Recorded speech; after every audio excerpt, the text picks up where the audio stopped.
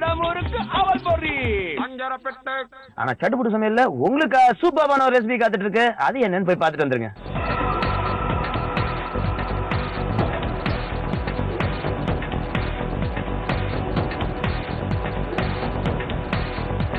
Veg cookie. எல்லாருமே வந்துட்டு cookies அப்படின்னாலே பிஸ்கட் மாதிரி இருக்கும். பீன்ஸ், கேரட், பட்டாணி மூணுமே வந்து நல்லா கழுவிட்டு வேக வச்சது. எண்ணெய், உப்பு, மிளகுத்தூள், பிரெட் கிரம்ஸ், சீஸ் துருவியது, பால், மைதா, பட்டர். இப்ப என்ன பண்ண போறோம்னா, இந்த பேன்ல பட்டர் போட்டு மைதாவோட ஒரு கிளறிக்கிறோம். இது எப்படி வருது அப்படின்றத பாருங்களேன், இன்ட்ரெஸ்டிங்கா இருக்கும். கடாய் காஞ்சிருச்சு.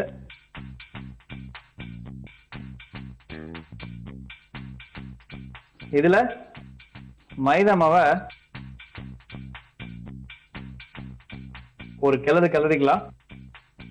அதாவது வெறுமனே மைதா மாவை கடாயில போட்டு வறுக்கிறதுக்கு பதிலா பட்டரோட சேர்த்து வறுத்து எடுத்துக்கிறோம்.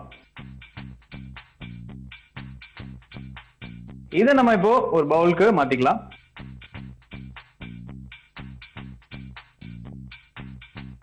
ரொம்ப ஈஸி தாங்க செய்யறது.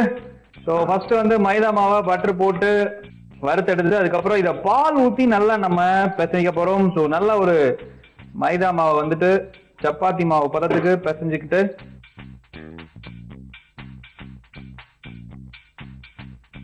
இப்ப இந்த மைதா மாவு ரெடி ஆயிடுச்சு. இது பால் ஊத்தி பிசைஞ்சதுதான் இந்த சாஃப்ட்னஸ் கிடைக்கும் உங்களுக்கு.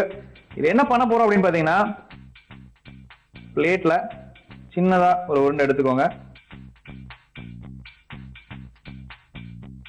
அதான் நல்லா நம்ம இந்த போலிக்கெல்லாம் தட்டுவோம் இல்லையா, அந்த மாதிரி தட்டிக்கோங்க.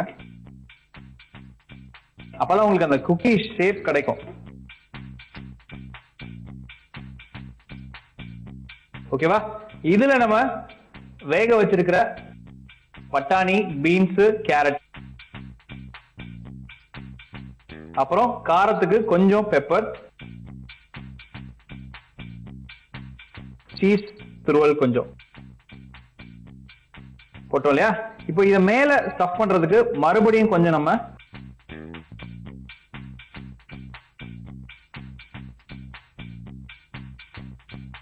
ஸ்டஃப் பண்ணிட்டு இத க்ளோஸ் பண்ணிடுங்க.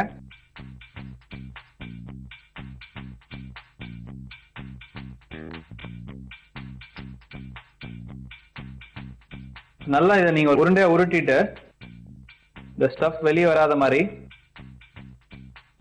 அதுக்கப்புறமா லைட்டா அப்படி பிரஸ் பண்ணிட்டு எண்ணெயில போட்டு எடுத்தீங்கன்னா நம்மளோட இந்த வெஜ் குக்கி ரெடிங்க.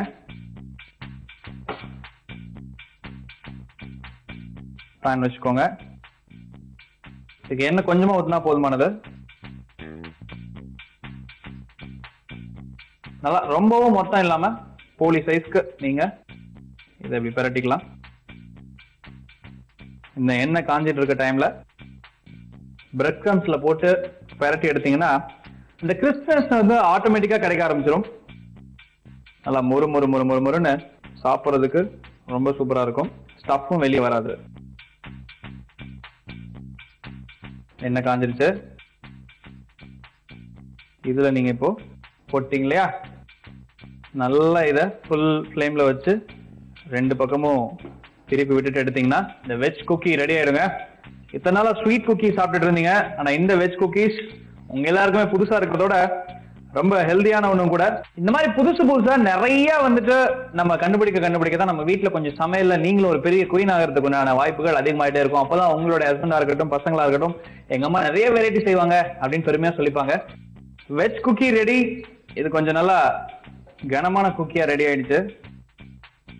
சூப்பரா இருக்குல்ல பாக்குறதுக்கு. இதுல நீங்க ஃபைனலா சீஸ் துருவல்கள் போட்டுட்டு கார்னிஷ் பண்ணி சாப்பிட்டீங்கன்னா ரொம்ப அருமையா இருக்குங்க. இந்த வெஜ் குக்கி உங்க எல்லாருக்குமே பிடிக்கும்னு நினைக்கிறேன். எனக்கும் ரொம்ப பிடிக்கும்.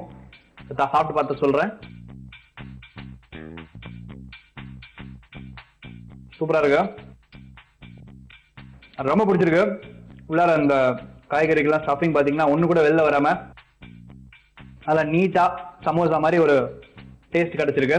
இந்த வெஜ் குக்கி நீங்களும் கண்டிப்பா ட்ரை பண்ணி பாருங்க, உங்களுக்கு ரொம்ப பிடிக்கும்.